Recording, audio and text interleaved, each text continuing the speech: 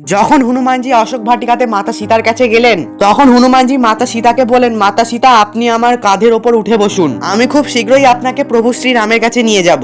তখন হনুমানজি নিজের সব থেকে ছোট রূপে ছিলেন, এই জন্য ওনার শক্তির ওপর মাতা সীতার সন্দেহ হলো। তখন মাতা সীতা হনুমানজিকে বলেন, পুত্র তুমি তো এত ছোট, তুমি কি লঙ্কার রাক্ষসদেরকে দেখেছো? ওরা তোমাকে কীট পতঙ্গের মতো মেরে ফেলবে।